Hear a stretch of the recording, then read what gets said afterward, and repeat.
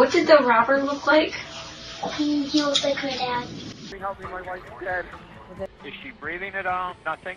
No, touch me. Okay, is she beyond CPR? Yes. In September 2015, the horrific murder of 35-year-old Kelly Clayton was made public in Clayton, New York, and it had a devastating impact on the neighborhood. Cullen and Charlie were Kelly's 2 children, and she was Thomas Clayton's wife. The unexpected presence of Kelly's 7-year-old daughter as an eyewitness added to the case's chill factor.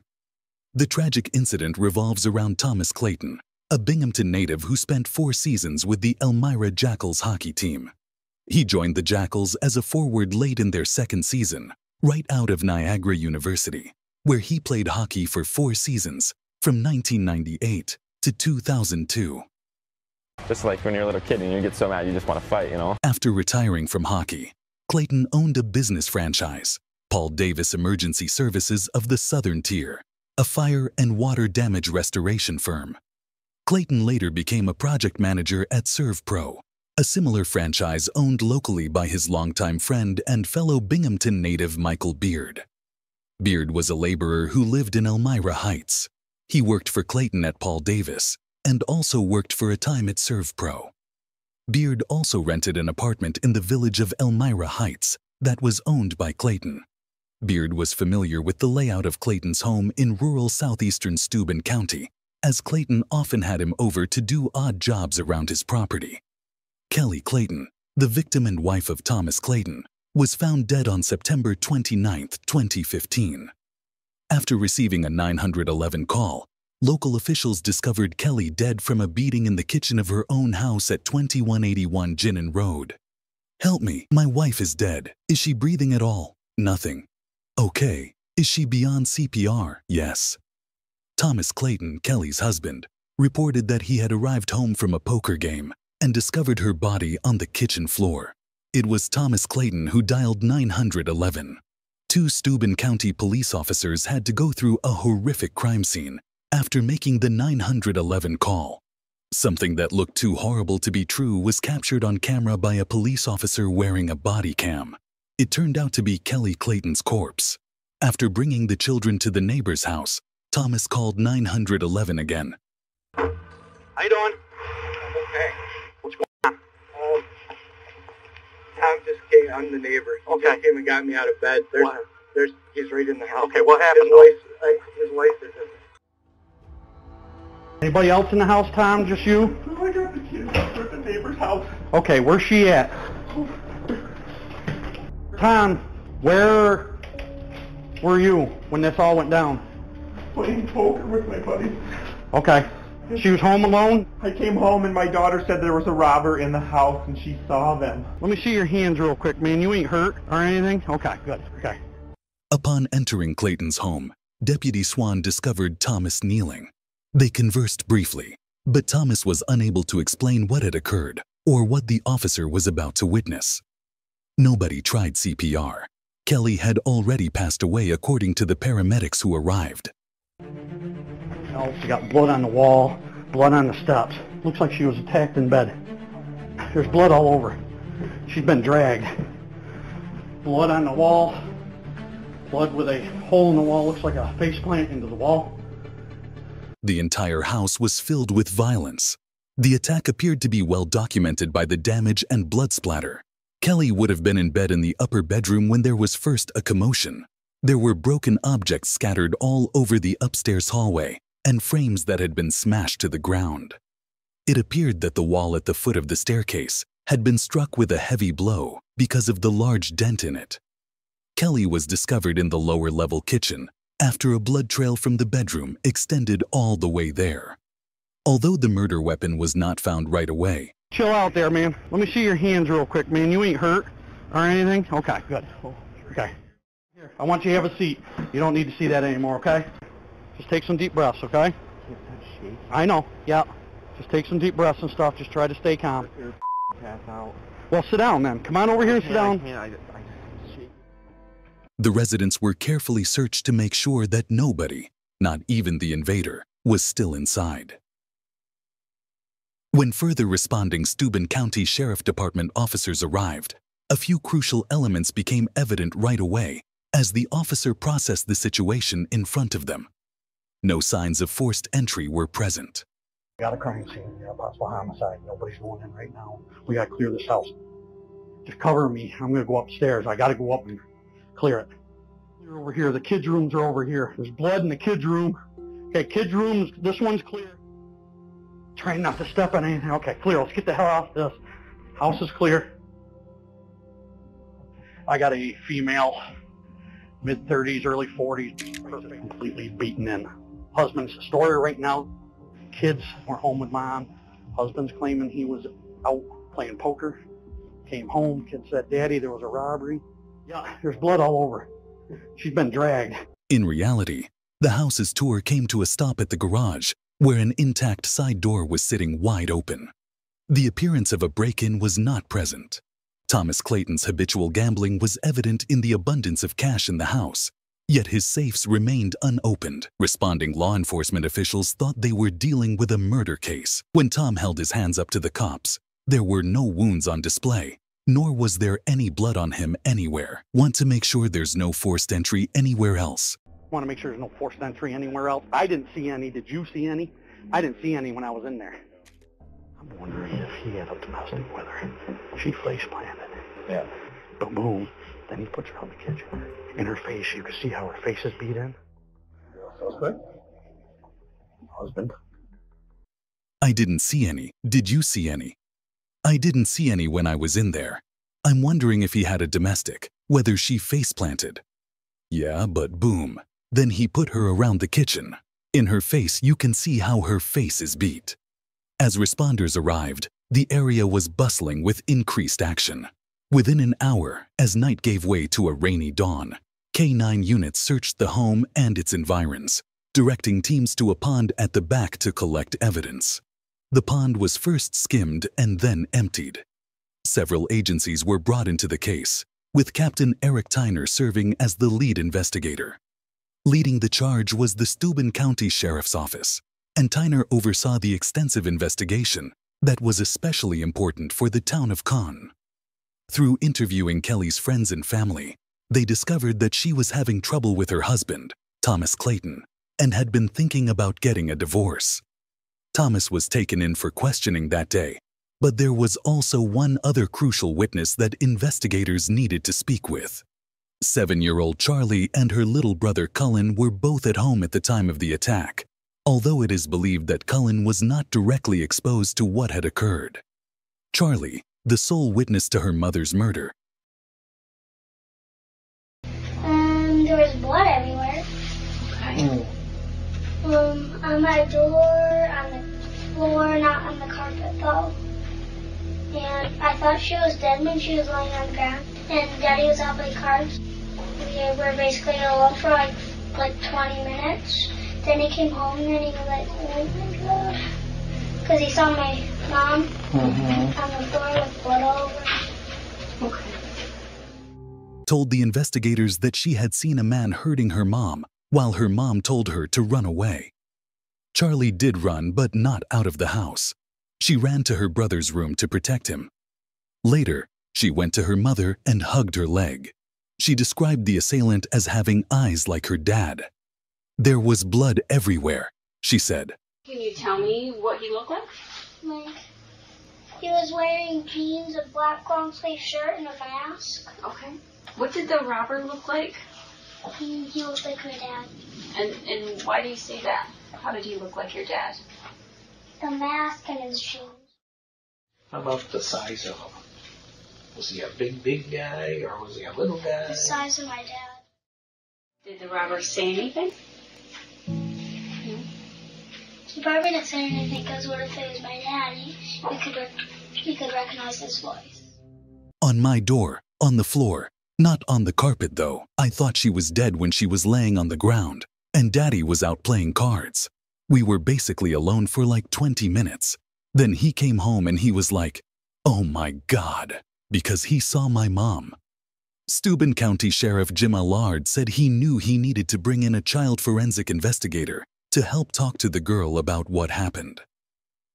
A second police interview took place at the Chemung County Child Advocacy Center, where Charlie gave an account of how the assailant was putting on her dad's mask and jeans. Every question she was asked related to her dad. "Can you tell me what he looked like?" the investigator asked. "He was wearing jeans, a black long-sleeve shirt, and a mask," Charlie replied. "What did the robber look like?" the investigator asked. "He looked like my dad." "And why do you say that? How did he look like your dad?" "The mask and the clothes." "How about the size of him? Was he a big guy or a little guy?" "Size of my dad." "Did the robber say anything?" "He probably didn't say anything because what if it was my daddy? We could recognize his voice." The sequence of events as Charlie described them aligned with the story told by the evidence inside the house. A brutal struggle had started in the bedroom and escalated downstairs to the kitchen. Investigators then turned to extracting as much physical information about the attacker from the little girl as they could. The young girl's statement seemed to verify exactly what officers at the scene had suspected within minutes, that Thomas Clayton was responsible for the murder of his wife. Although not exactly a firm identification of their prime suspect, police took the 7-year-old statement as confirmation of fact and, by extension, probable cause. After several hours of questioning, they arrested Thomas Clayton for second-degree murder on October 2, 2015.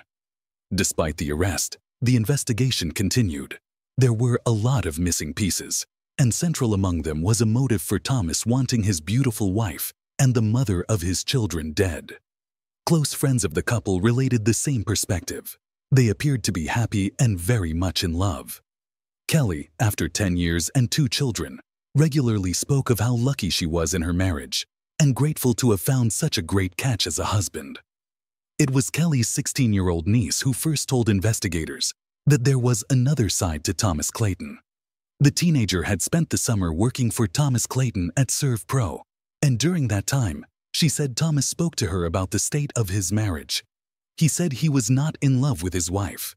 He told her that he had had multiple affairs and, critically, that he could not divorce Kelly because if he did, he would lose everything.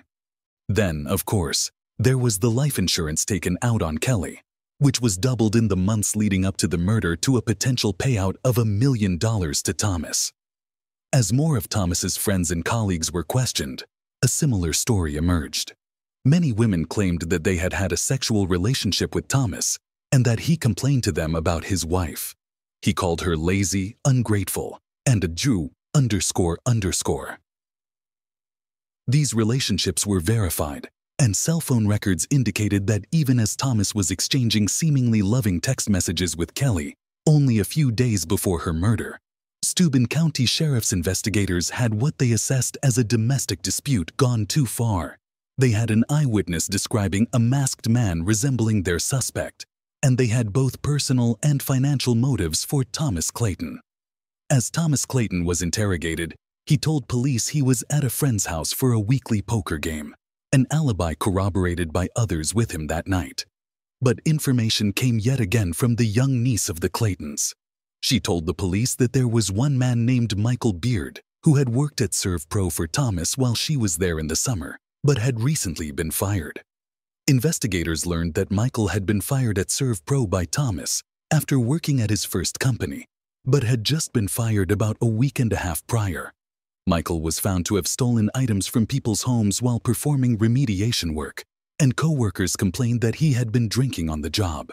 With no income forthcoming and being behind on his rent, Michael's landlord was in the process of evicting him and his family from their home.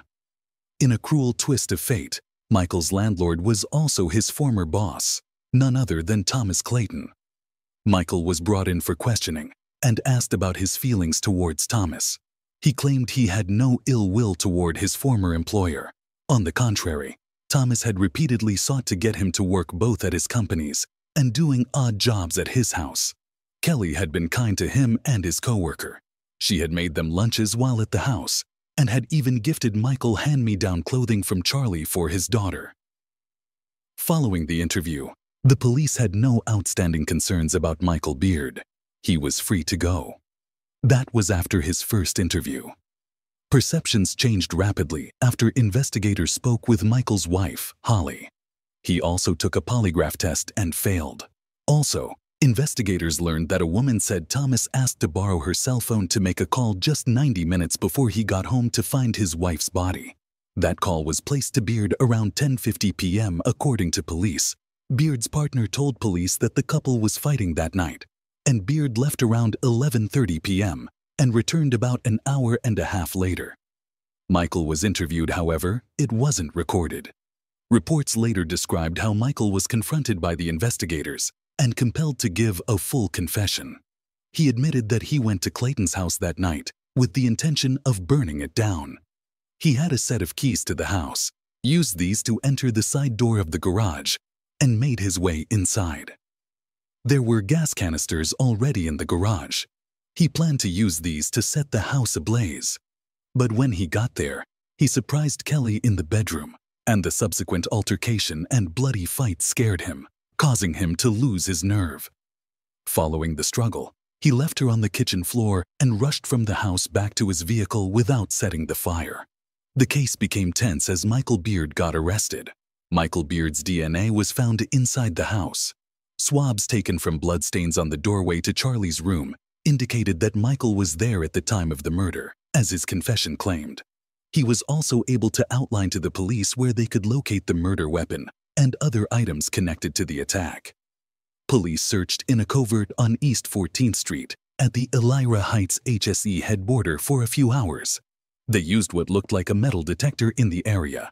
They eventually pulled out a small object and placed it in an evidence bag. The Steuben County Sheriff's Office said items of interest were also near Hall Street in the city of Elmira.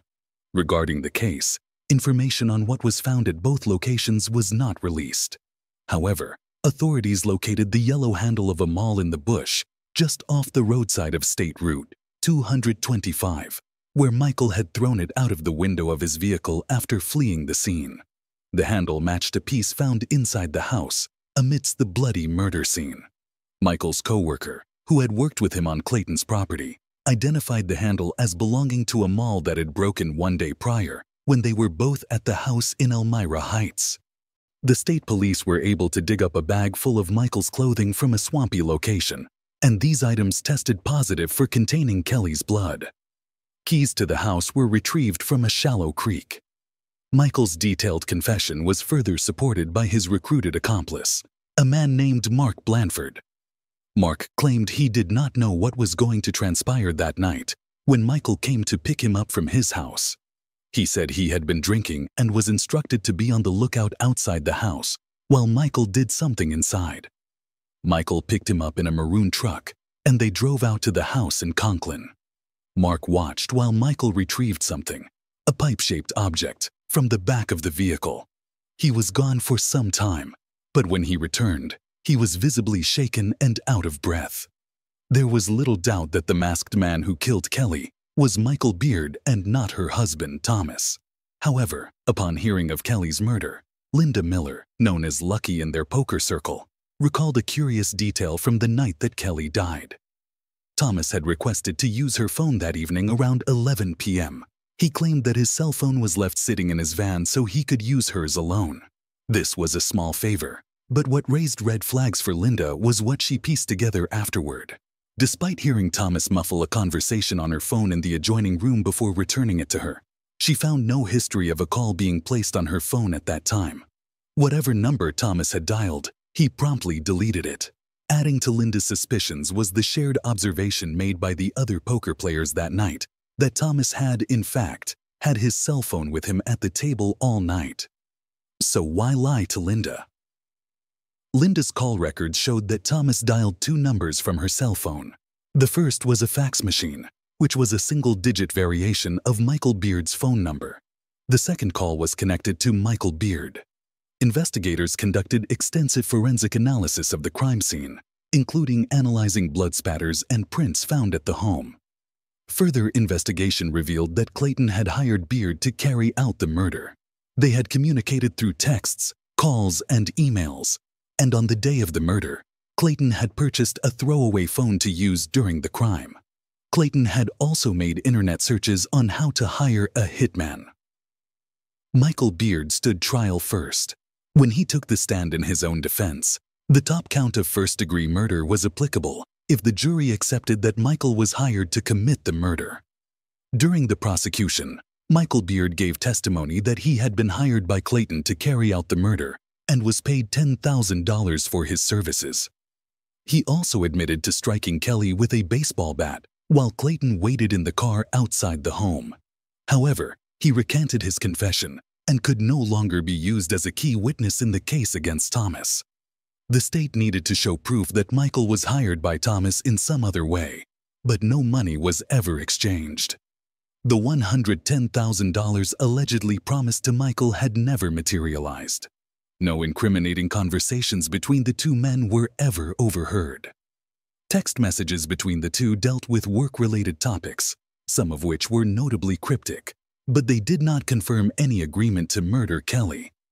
In that phone call from Linda Miller's phone, Thomas claimed to have called Michael offering him some work for the next day and helping a player at the poker table move some deer blinds that he purchased.